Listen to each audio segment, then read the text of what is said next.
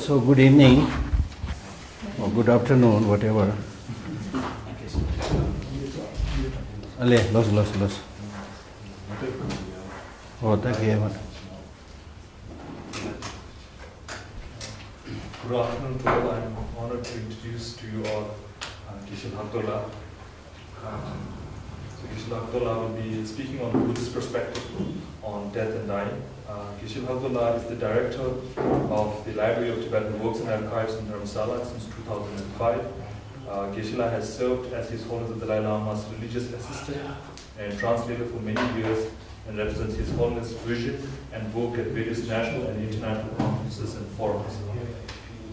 Geshe Lhakdor was born in Yatla, Western Tibet in 1956. He left Tibet in 1962 following the Chinese invasion and received his monk ordination in 1964. He holds a bachelor's degree and a master's degree in English from Punjab University, Chandigarh.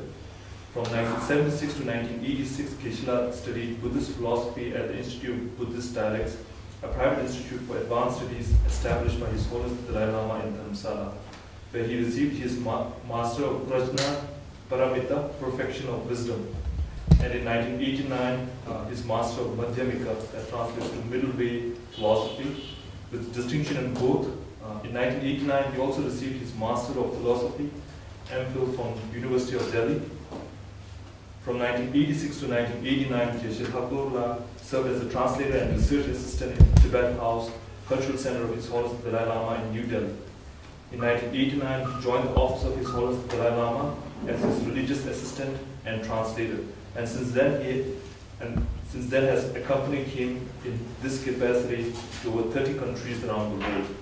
In 1995, he received his Geshe degree, Doctor of Divinity, the highest degree of learning in Tibetan Buddhism from the Devon Roseling Monastic University in South India. Geshe has translated and co-translated and co-produced several books by His Holiness, including The Way to Freedom, The Joy of Living and Dying in Peace, Awakening the Mind and Enlightening the Heart, and Stages of Meditation, among others. Geshe Lhakdor is the trustee of the Foundation for Universal Responsibility, established by His Holiness the Dalai Lama, director of the Central Archives of His Holiness, a member of the advisory board of the Institute of Tibetan Classics in Montreal, Canada, and an honorary professor at the University of British Columbia, Canada.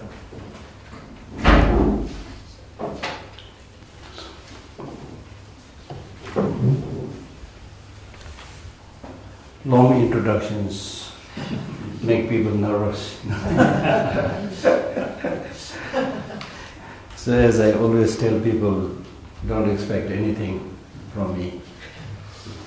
I'm here simply to enjoy your company and extend my support of what you are doing. And I found that many of you are experts on the topics that I'm supposed to speak. You're working, you're experimenting, you're doing. I don't even have a proper theoretical knowledge, so I don't know how will it go, so I will speak very less. I was reading a book which says life is spread over a long time, but death comes in a single moment. So that was an interesting comment. Life is spread over a long time, but death comes in a single moment. So therefore death becomes very intense. Either people are scared of it, or people don't want to talk about it, or people worry, how can I handle it? Life, because it's spread over a long time, people, unfortunately, because it's not so intense most of the time, so people really don't pay much attention to it. Well, according to Buddhism, the reality is that what will really motivate all of us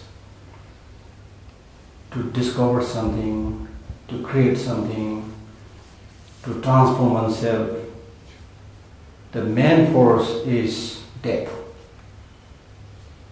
Most of the religions came into being because of not knowing many mysteries which primarily include death. But interestingly, people don't talk much about death, generally speaking. They talk about God. They don't talk about heaven, because this is a good way of avoiding the real issue. So it's really interesting to see in Buddhism that in Buddhism, one thing that I'm somebody, I cannot say that I'm learned or anything like that, but somebody who had spent like more than 30-40 years getting connected to Buddhism. So one thing that really fascinated me with this Buddhist philosophy is that it talks about reality. Whether it's good, bad, reality is reality. Accept the reality. Face it. Challenge it. Then you will find your way. So simply refusing to talk about death, simply avoiding death is not the solution. And this problem of avoiding death or aging or sickness, illness, that is there in our society, and it was there at the time of the Buddha also. If you read the life history of the Buddha, his father, the king,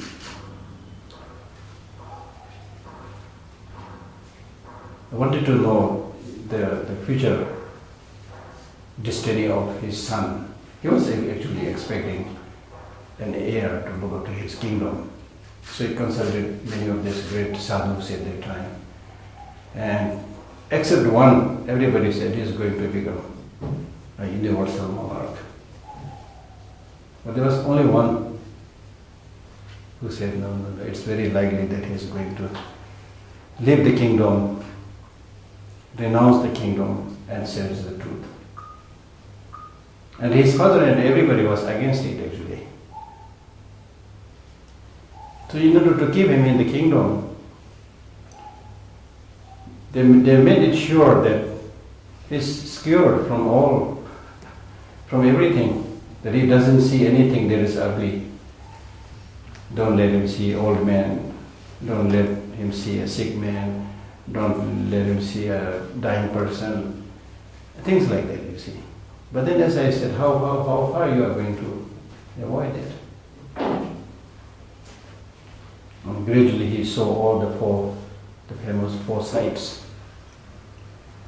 So when he saw these realities in the form of aging, sickness, death, they really made him ask the question, so if this is the ultimate reality, what am I doing here? What am I doing here? Completely obsessed and fascinated with this superficial, and today we call glamorous life, nothing glamorous. What am I doing here? I must do something. I must get up, go and find the causes for happiness. That is what everybody wants. And I must find the causes and conditions of suffering and try to get rid of them. That's what people want. How come you are just deceiving yourself with this superficial facets of life, the ephemeral, the illusion-like facets of life? So that is the teaching. So there is the teaching. So that means in Buddhism, the best way of dealing with life, death, is not just talking about death or getting scared. The process of facing the death is living.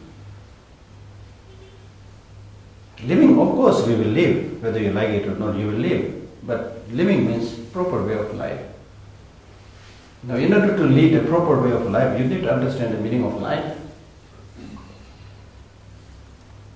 If you read this famous text called 400 Verses by Aryadeva, which His Holiness the Dalai Lama recently taught, I think it was in the second stanza, at the very beginning, the first chapter, probably the second stanza. I think probably somewhere there, where he says, Sulam sumba shesha wa simji kejik leshi me, kiwu tingi mirik batena doni shiva kun. That means whoever you are, when you talk about living, or being alive. It's just one moment. Life or being alive means just one moment. So how many of us are there who understand their life? We don't understand it. For us, life means long, especially the yet to live, the future. Even if you are an old man of 60, still you will think that the time gone is short, the time to live is long. I'm going to live. I need to do this, I need to do that. There's no preparation for that. So therefore many people with the wisdom, they say, very often people do talk about what is there after death, the life after death. So some of the pragmatic thinkers, they say, don't talk about life after death, talk about life before death. In the spiritual stages of the path, in Tibetan we say Lamrim, the 3 stages of the path. The first stages of the path talks about the preciousness of human life. Then second stage primarily talks about how to get liberated from samsara.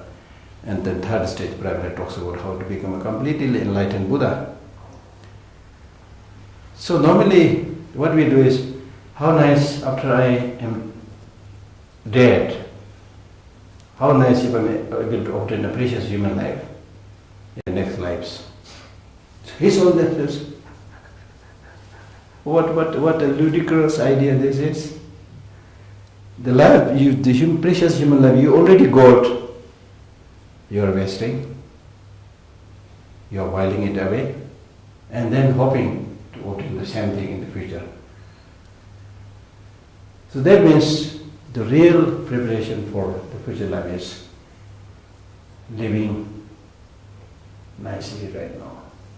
Living nicely means not just smiling, but living in such a way that you don't get distracted by useless things. You don't get obsessed with things which are of no significance, no importance. Paying attention to those areas where you must be paying attention, because life is short. Shantideva opens his famous Bodhisattva way of life by saying, life is short. There are too many things to know, too many things to do. And we do not know the span of our life.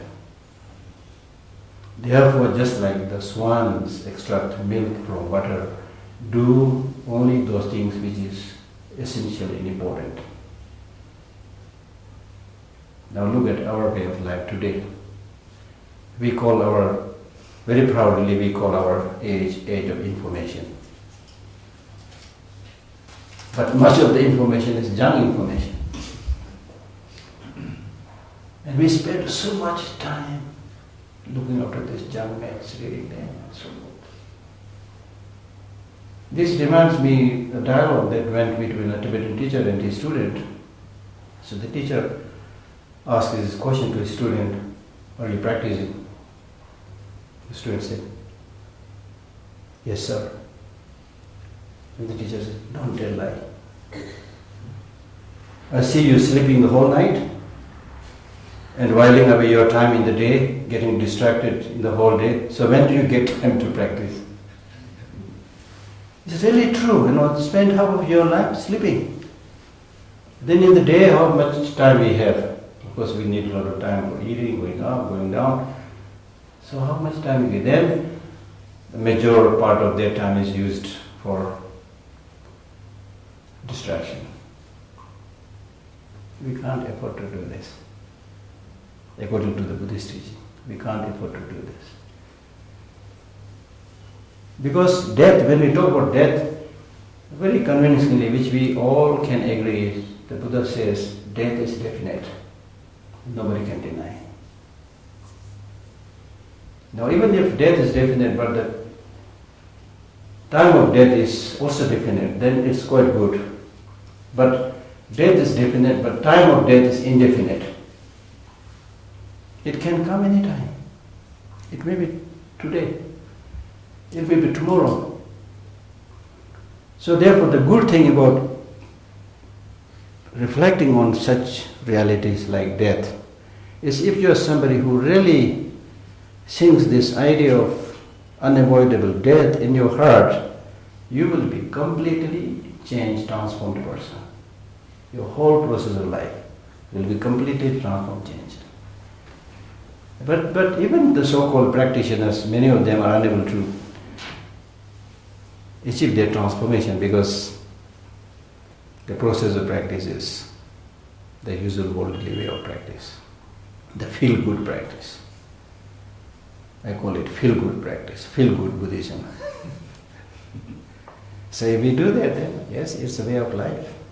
You're not going to get anything dramatic. I mean, imagine if somebody makes a declaration. Many of you know, because I told you, you know these things firsthand.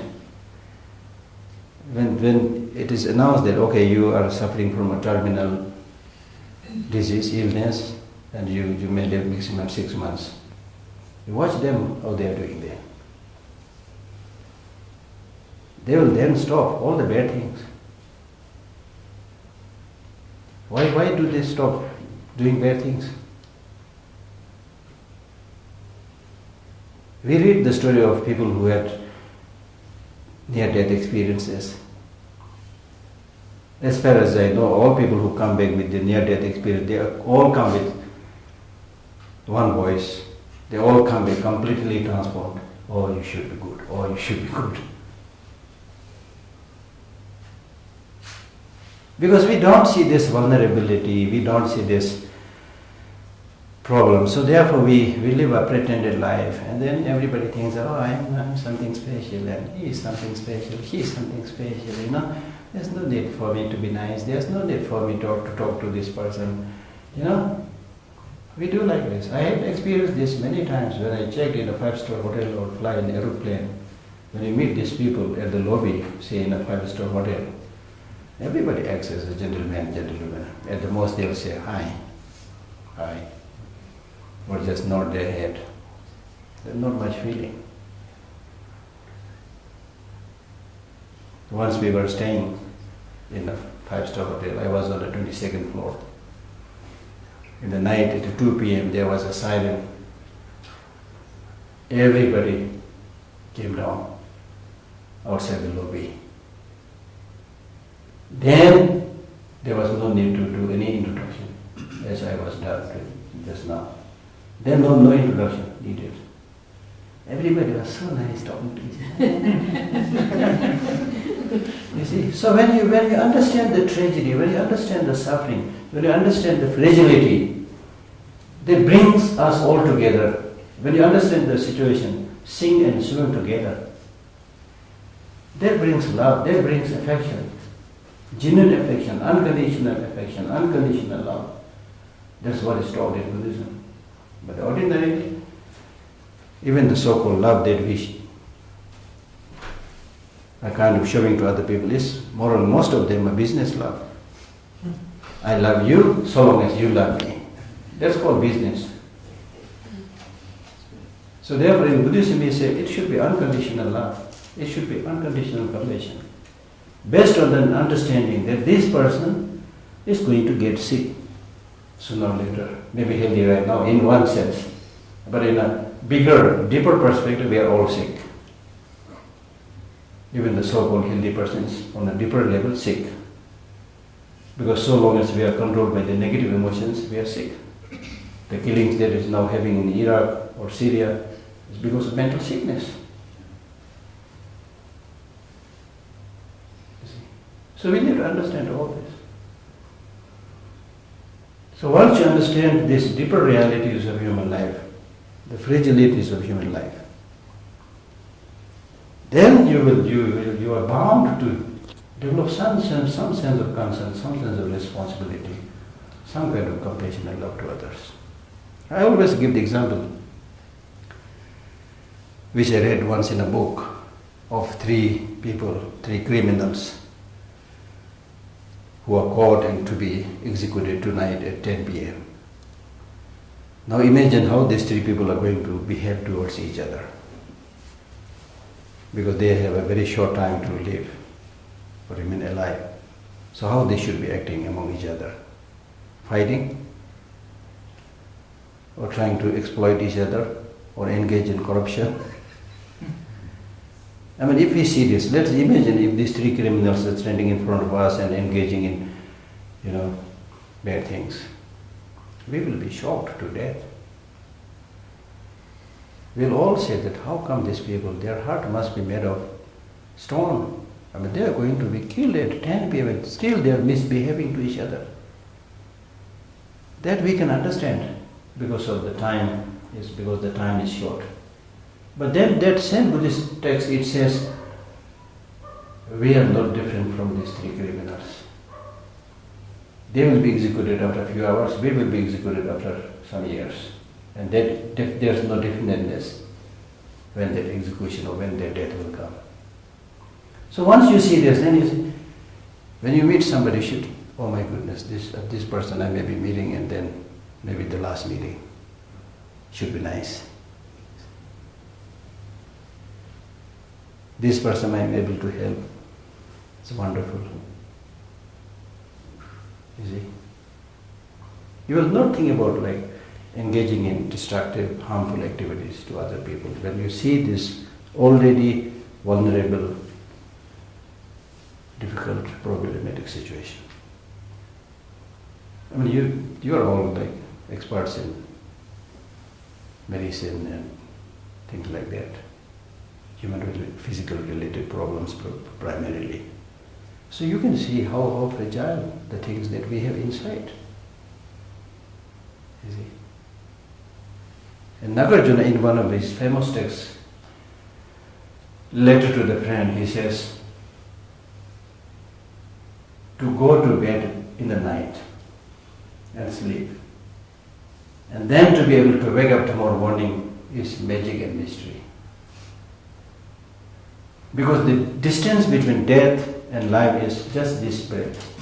If you breathe out and could not breathe in, that's called death, You don't have to buy any expensive ticket or things like that to go to that area, Really, very fragile.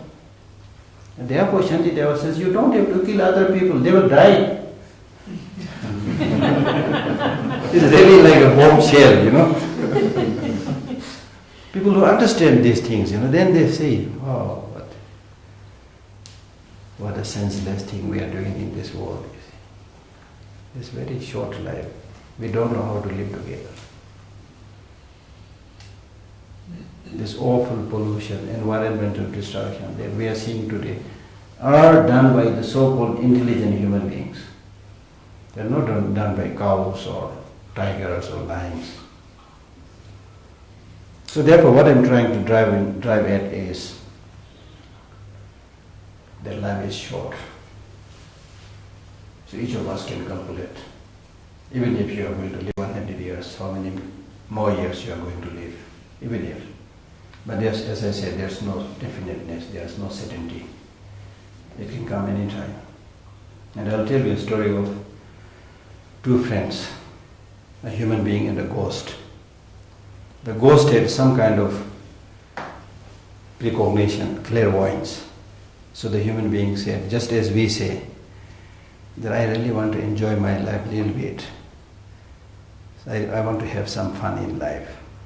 So when the death is about to come, since you have precognition, please tell me a little bit in advance, then I'll start practicing. And the ghost said, no problem. Then after a while the ghost appears and says, my dear friend, last night one member of the family down there passed away. He said, oh, passed away, so sad, oh, many people. But he carried his life as usual. And I went, and after some time the ghost comes again and says, my dear friend, a member of the family, they died last night. Again he said, oh, so sad, oh, many people. But he did not care about his life. Then one day the boss came and said, my dear friend, it is your time to go. He said, how come I told you a little bit, tell me in a little bit in advance? The ghost said, I have never seen a foolish person like you. I told you 2 times. You see? So the Buddhist teaching, it is said that even when you see the dead body of a fly or a small animal, insect, even when you see such a dead body, you should immediately relate it to yourself. I am also not different. The purpose of relating yourself in this way is so that you are able to know, I am not different, I can be born anytime. So what is it that I should be doing? Can I afford to waste my life? If the death is to come tomorrow, suppose, for example, somebody comes and says, okay, you are going to die tomorrow, so what do you want to do? I don't think anybody will say, I want to kill somebody. Whether you're a believer or not believer, still I think you will say, I want to do something good. You see. So that's why what I'm really trying to say is, number one, if you live your life properly, there's no need to get scared about death. According to Buddhism, death is not the end of everything. Death is only the end of your body, not the end of your mind. The so-called person is primarily designated on the continuity of the mind. And if you had lived a good life means if you had made your mind habituated with positive virtuous practices, and then the mind with that positive habit will travel from life to life with peace, with happiness, with tranquility, with good messages. So nothing to worry. So death is like changing the clothes. Now why are we so scared of death? We are so scared of death because of attachment. So one of the most important factors that you should try to get rid of and remove is attachment, obsession to this life. It's very interesting. People want to live. And I have no idea why people want to live. I'm not saying you should die, but I'm really trying to figure out why people want to live. Let me tell you a story, another very interesting story. This story is actually from Upanishad, story of a person called Yayati. So it is said this gentleman lived 100 years. And in this 100 years he had 100 wives and 100 children. And the eldest son was 80 years old. So when he was 100 years old, the Lord of the Death came and said, you lived enough, you're 100 years old, now it's your time to go, or time to come. But he didn't want to die. Then as a last resort, he said, if I come up with a good idea, can you spare me? And then the Lord of Death said, what is the good idea? The good idea is that I have so many children. So I'll send one of them. I'll send one of them instead of me. Then I said, this is ridiculous, nobody wants to die. You ask all your sons, no one will die, no one will accept it. So he asked all his sons, including the one who is 80 years old, and everybody said, no, we also want to live, we don't want to die. Then finally the youngest son, who is 16 years old, he said, I'm going to die. Then the Lord of Death, he felt very sympathetic to this young man. Oh, how are you accepting this? You still have to live your life, you are very young. He said, no, I don't feel like living, because when these people who have lived 100 years didn't enjoy anything, still they want to live, so I don't want to live, you see. They're still trying to get something and not getting, so I don't want to live. So this is a long story. So in this way, he sent one son, another son, so he said to have lived 1,000 years. Then after that, he said, I lived 1,000 years, but I'm really not getting anything. So I don't mind dying. He finally gave up.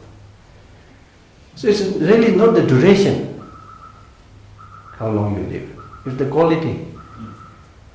It's the quality. And then, as I said, if you've lived a quality, proper life, death come anytime. It's like sleeping, we don't get scared of sleeping. Sleeping is another form of death. When you withdraw all your senses, the mind becomes very subtle, many parts of the brain stops functioning. It's very similar to the actual experience of death, you see. And you know that your senses are withdrawn, you are almost lifeless on the bed, but you can clearly see that your mind becomes more active. I think that's a good example.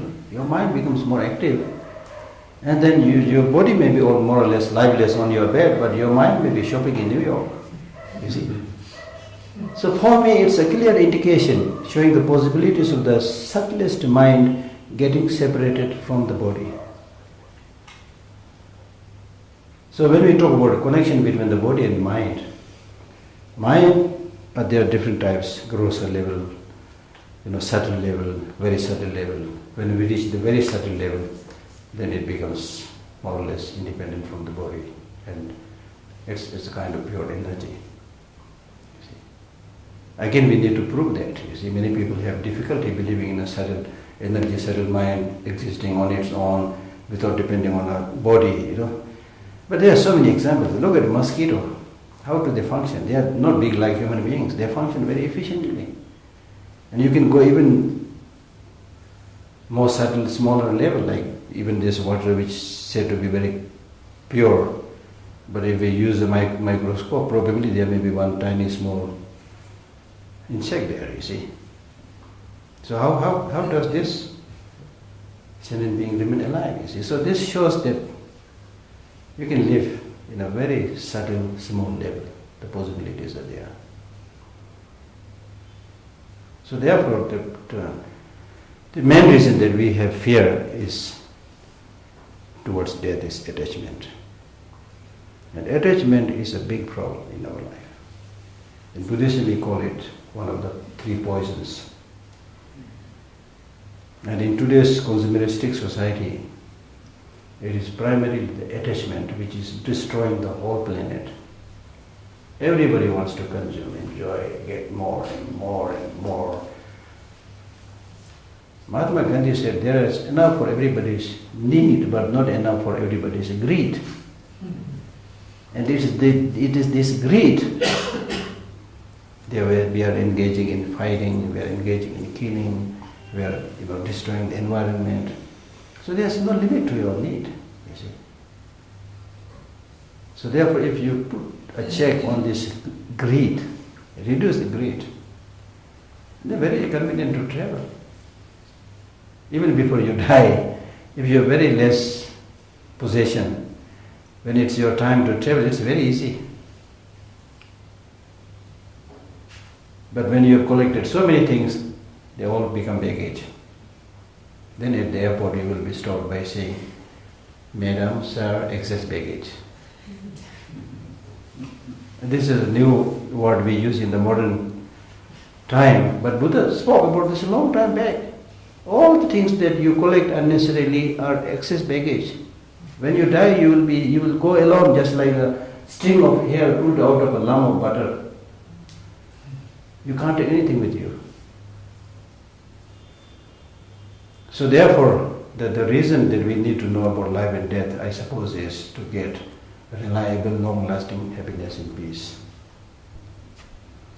So that reliable, long-lasting happiness and peace has to come by regulating and transforming your emotions, especially the negative emotions.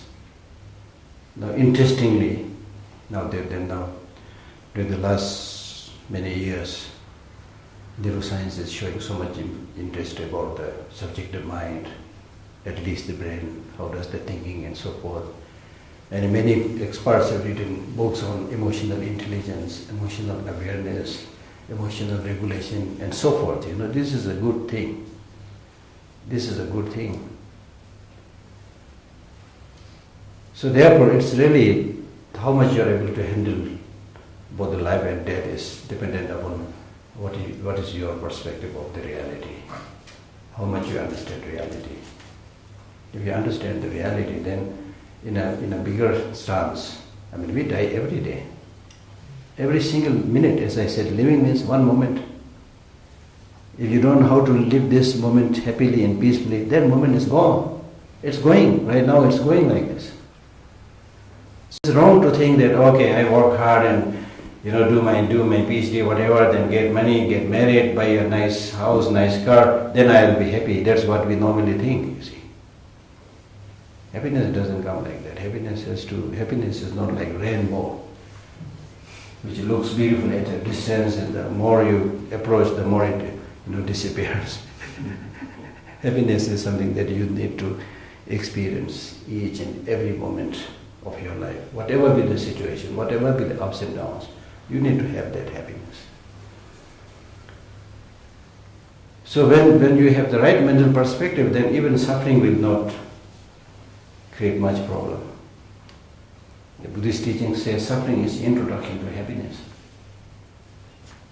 And many Buddhist masters, they pray, if I'm going to die tonight, wonderful. If I'm going to die tonight, wonderful, they say. The reason is not because they are pessimistic. The reason is they say, if I'm going to die tonight, wonderful, because I'm not going to live long creating problems on others. And if I'm not going to die tonight, but I'm going to live a long, long life, wonderful. Because then I live a long, long life and have the opportunity to serve others. That's the thing, you see. Whatever is there, I'll use it for benefiting others. And if you see, all the fear, the obsession, the attachment comes because of this clinging and grasping to I, me and mine. Now scientifically it is proved that people who develop this narrow-minded way of I, me and mine, they are prone to all kind of diseases and sicknesses, including heart attack. I had the privilege of attending a medical conference near New York many, many years back. So there was a scientist who came up with this data showing that people who make a lot of self-references are more prone to sickness, disease, including heart attack. And that is exactly there in the Buddhist text. If you read this Buddhist text called Entering the Middle Way by Chandrakirti, right in the beginning there are verses which says, first you develop obsession to oneself, then obsession to what belongs to you, and then in this way you get entrapped, just like the rings of bucket in a well. So this obsession to oneself. Therefore we fear death. What will happen to me? Even if there is a lightning, the first thing that will come in your mind is the lightning will fall on my head. Of so many people, you think it will fall on my head. It will happen to me. As if somebody is targeting you see? That's the problem. But when you undertake this practice of exchanging oneself for others, and this is a wonderful practice. In Buddhism we say exchanging oneself for others. That means until now, all we did and cared was oneself. I was the center of the universe, and let the rest of the universe revolve around me. And because of that, you see where you are now. This negative obsession, self-cherishing attitude. You practice this for not only one life, but many lives, so see where you are. Still you are in the samsara. Still you are having problems. Still you are difficulties. So now let us replace this with the altruistic mind of cherishing others more than yourself. The more you cherish others, think about others, kind of you are more or less forgetting yourself. When you forget yourself, where is the worry? Where is the worry? Where is the fear? You see, you are simply just like mother who sacrificed her life for the benefit of the kids. She is not so concerned about what is happening to her. She is concerned about what is happening to others. So therefore, as His Holiness and also many Buddhist teachers say,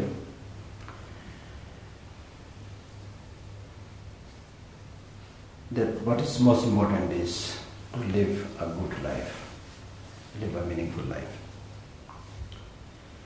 So therefore, strictly in accordance with Buddhist teachings, if you want to do a meditation, then there are preparations that you need to do, which may be a little bit Buddhistic. And then remembering death. All of us can remember death. You can easily recall some of your, family members dying, which you have seen, you see. And unfortunately, death is such a taboo subject, almost taboo subject. Just as sex was a taboo at one point of the time. So similarly now, death is still a taboo. People don't want to talk about it. Even the graveyard is a little bit away from the city. You don't want to normally see that, you see. Except in countries like Thailand, where the graves are within the monastery. Not only the graves, but you will be able to see the dead body of 1 day, 2 days, 3 days, 4 days, 5 days. A fresh body, and then decaying, becoming black, bluish, red, smelly, whatever. So monks go there and meditate. But for the rest of us, the cemetery must be outside. You don't want to talk about. If somebody says, I'm going to die soon, don't say such auspicious words. And even in the grave, they put beautiful flowers, so they want to show the beautiful things, not the ugly side. See? And many people now die in the hospital and they're whisked away, I don't know where. People have really no opportunity to experience the realities of life. If one member of the family dies and then the parents tell the kids, don't come, they will close the door and not let the child see those things, you see. So we are trying to live a life of illusion. So this illusion will very soon collapse. Very soon you have to face the reality. So therefore it is important to repeatedly remember death and meditate on death. If you remember and meditate on death, then you will be able to get the benefit. The benefit is that many of the bad things, destructive things that we end up doing in this life is because we never think I am going to die. You always think I am going to live, therefore I need to vanquish my opponent. You see? All the bad things that we do is because we don't remember death. I need this, I need that, I need that, I need name, I need fame. There's a story of a very young woman who was attending a festival. She was probably very sick or something. So she could not wear her clothes properly. So somebody said, you are not putting on your clothes properly. It's quite shameful, people looking at you. Better, put on your clothes properly. She said, what do you mean? I don't care, I'm going to die. You see? So the point is, we maintain many of these useless, superficial, poses,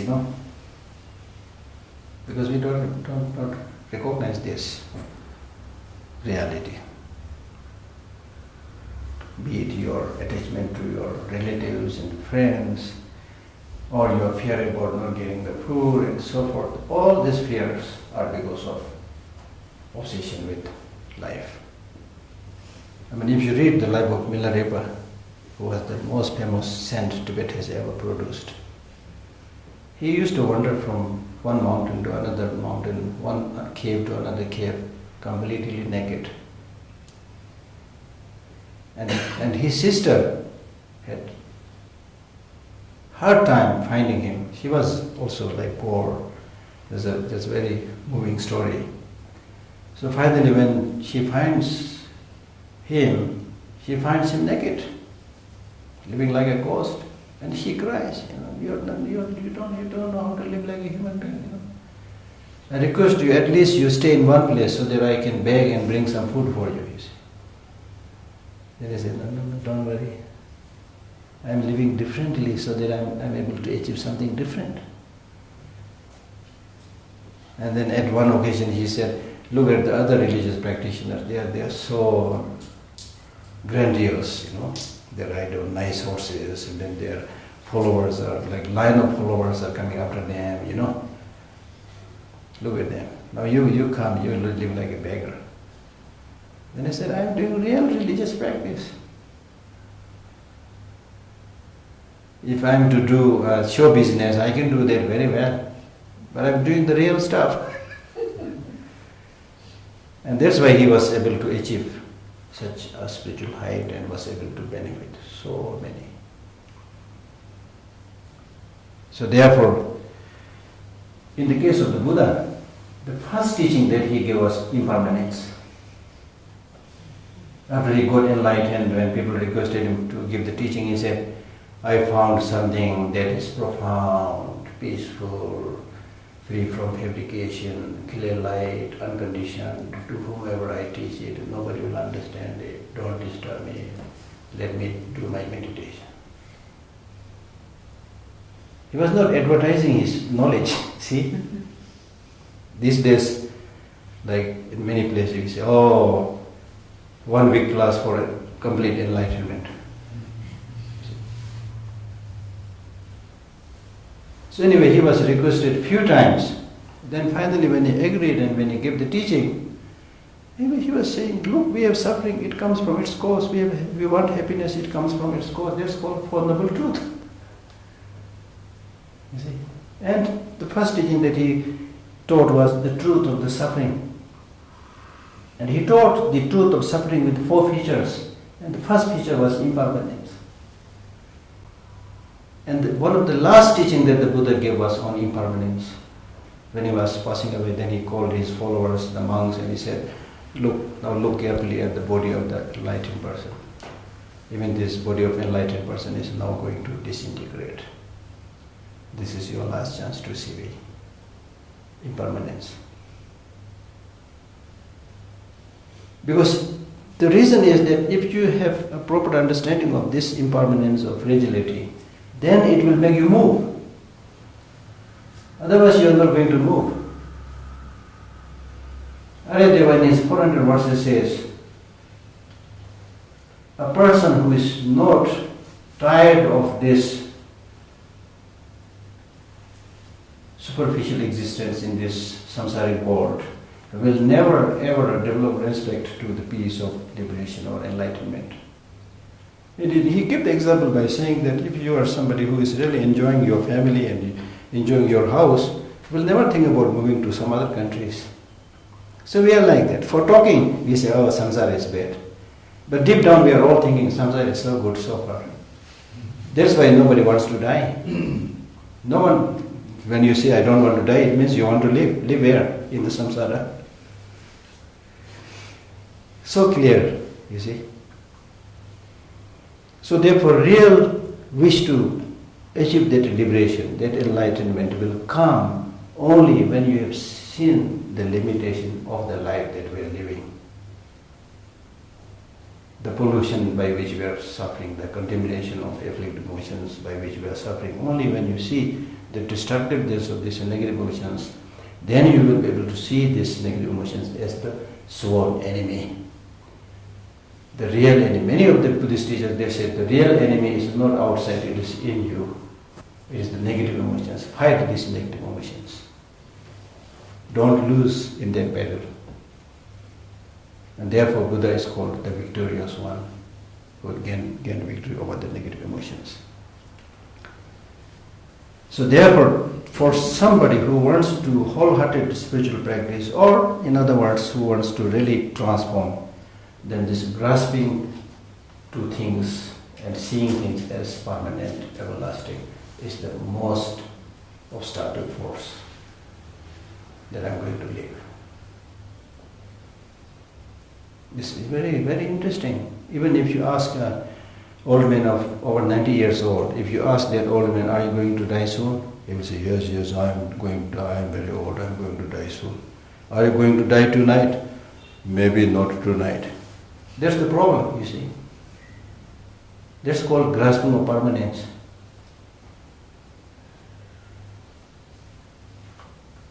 Because if you're, like in your case, you're visiting Dharamsala for a few days.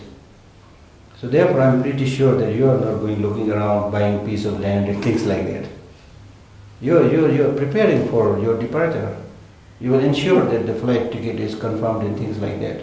So similarly, if you know the imminence of death, you will prepare for that. Otherwise you will prepare staying here. So therefore, understanding impermanence and death is a wonderful preparation. So therefore you need to think the definiteness of death, indefiniteness of time of death. And then, in the case of indefiniteness of time of death, for death there are so many factors, causes and conditions. Even the food that we eat, many of becomes a causes for death. Food that we eat. And in today, by traveling, we get so many accidents and things like that. And there are few factors for living, many factors for dying. So we are, in the Buddhist text, it is said that we are really like a butter lamp amidst a big storm. So it can be extinguished anytime. And many of the Buddhist teachings, they say that tomorrow and next life, which will come first? There's no guarantee, there's no certainty. So therefore, if you really reflect and meditate on impermanence, it will inspire you to engage in good spiritual practice, even if you don't want to call it a religion, but a good spiritual practice. And in between, it will provoke you continuously to stay in that line of practice. And then finally, you will be able to realize the subtlest levels of reality, like impermanence, emptiness, and so on. So therefore, because death is definite, we need to make a conclusion. Because death is definite, I will definitely do good things. And because the time of death is indefinite, therefore I will do right now. If you don't do right now, it can come any time. You will never get that opportunity. And because at the time of the death, the one that is really useful for is, what do you think at the time of the death? Even if you are not a believer, at the time of the death, what do you think is the most important thing that will help you?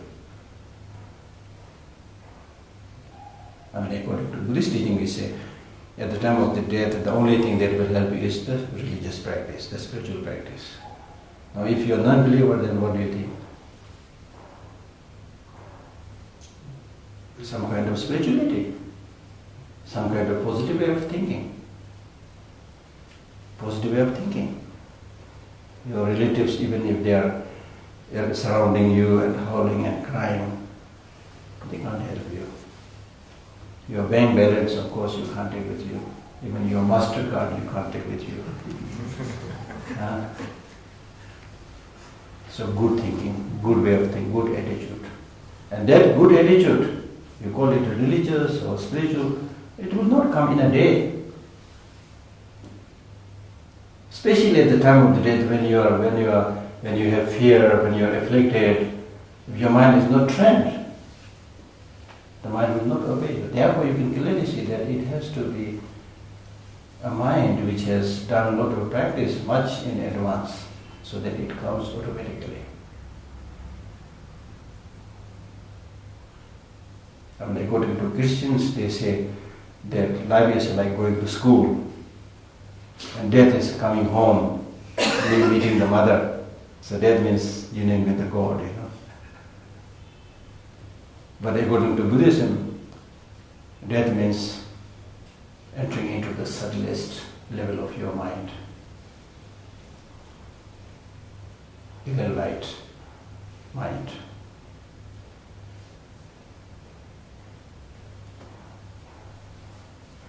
But the imprint that is left on clear-led mind, it really makes the decision. So what kind of imprint? Positive imprint, negative imprint. If you have positive imprint, you are going to fare well. Negative imprint, you are going to suffer. That's for sure. Nobody can do anything.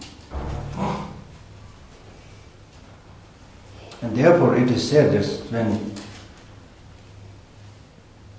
there's another very interesting, very moving story of somebody requesting a teacher to give him a teaching. Then he said, I am going to die, you are going to die. I am going to die, you are going to die. I am going to die, you are going to die. This is my teaching. You see, and very powerful. If I am going to die, you are going to die, then while we are alive, how should we behave? It's very clear. Okay? And then when the time of death comes, nobody can cheat the Lord of Death. Even if you are a marathon runner, you can't run away from the death. Even if you are a billionaire, you can't cheat death by giving lots of money. No way. No cheating. Impossible. So one has to handle that. And how much you are able to handle that is very much dependent upon what kind of life you lived. So at the time of the death, one thing that is really important is the practice of the 5 powers. We call it practice of the 5 powers. The 5 powers is you try to remember some of the positive seeds that you left before, and then also do some meaningful prayers. Prayers basically means not just chanting, but prayer here means expressing your aspirations. That I should become like this, that I should have the opportunity to develop love, compassion, bodhicitta and so forth. And then the power of denigrating, repudiating the destructive, negative emotions, especially the self-cherishing attitude and the self-grasping mind. And then the power of motivation, that in the future lives also may I be able to cultivate love, compassion, bodhicitta and so forth. And then finally the power of familiarity, habituation. Okay. So it is said that even if you develop this kind of wish to benefit others, only one occasion, even for a short time, there will be tremendous benefit. Now if you are somebody who do this regularly, all your fears, worries, they'll cease. This is such a powerful teaching. As I said earlier, and I want to repeat this, so long as you maintain this self-cherishing attitude, the egoistic selfishness, fear will be there, worry will be there, even when you are sleeping, nightmare will be there. Okay? Now scientifically it's proved that people who have this kind of negative emotions, physically also the red rashes that you see, increase of blood pressures, and so many of the symptoms that you see is primarily related to the mind, which basically means the energy that flows within your body. You see, as clear as that. The more you relax this grasping to oneself and think more about others, and try your best to help others, benefit others, your sleep will be peaceful, physically well. You don't need to take handful of tablets of medicine all the time. I mean, I don't do that at least. So a clear indication that it's helping, and many Tibetans don't do that. One may be lack of knowledge how to take care of one's health, not necessarily 100% good, but in many cases, in the library we have a senior monk who is now over 80. We were having dinner together at one point, and I told him, Geshe, you look very healthy, He said, yes, that's true. Throughout my life, I never ever got even a cold or a flu. He's not those guy who gets up in the morning and doing jogging and exercising and very cautious about the nutrition and things like that. But it's simply just by maintaining calmness of mind, peacefulness of mind. And he is a ritual master. Everybody comes to him to do rituals for healing. So I'm not really at all implying that the medical treatments and other things are not necessary. I'm not saying that. But what I'm saying is the efficacy of mind with proper mental outlook is really amazing. So therefore, and then of course finally when we die, then it's said the dissolution, we call it in Buddhism, the dissolution. The grosser levels of the mind then dissolve slowly as we see earth into the water, water into fire, fire into wind energy into subtle consciousness. Then the mind gets separated from the body, that is called death. So I think that's all I want to say. Thank you.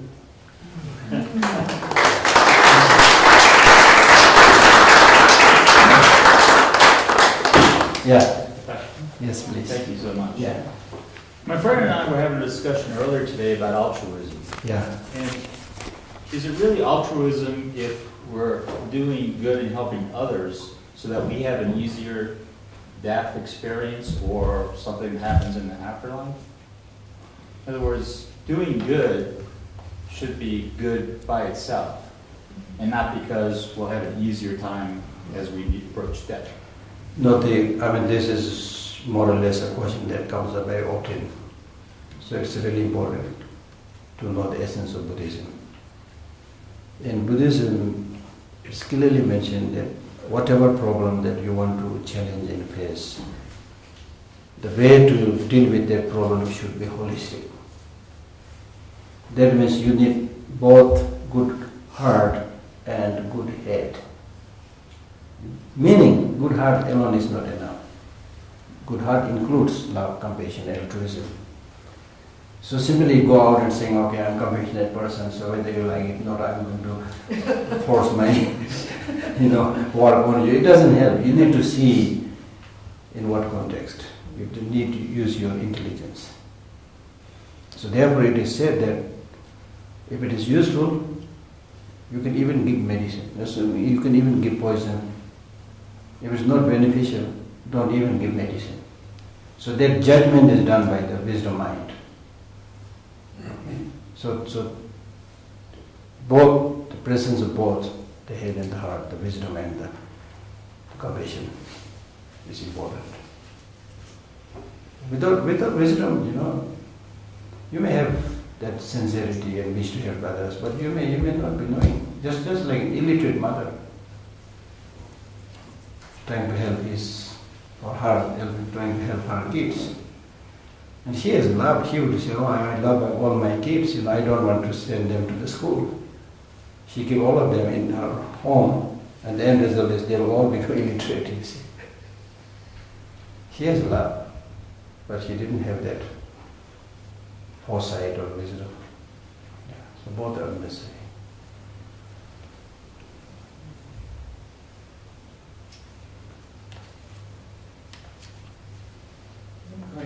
It makes me think of His Holiness talking about wise selfish and foolish selfish. Yeah.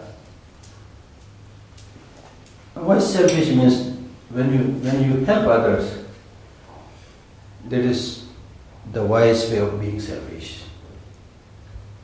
The foolish way of being selfish is just thinking about yourself, not others. You're trying to prove that you're a very clever person, think just about yourself and forget others. But the end result is the rest of the people are not completely stupid. They are also watching you see. So you will have less friends, less people who will trust you. So at the end of the day, you don't get any benefit.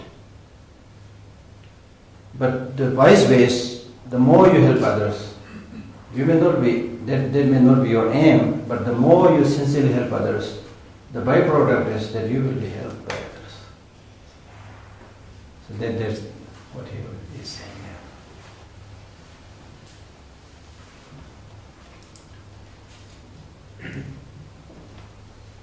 But is that called altruism? Yeah. That is altruism even though you get a benefit from it? Is Of that- course. Yeah, altruism is not making self-sacrifice, no. Or self-sacrifice, especially unnecessarily, no. That's why he told this: Bodhisattvas are the most intelligent people of the earth. Because they know how to get the highest happiness, the enlightenment, by helping others, by serving others.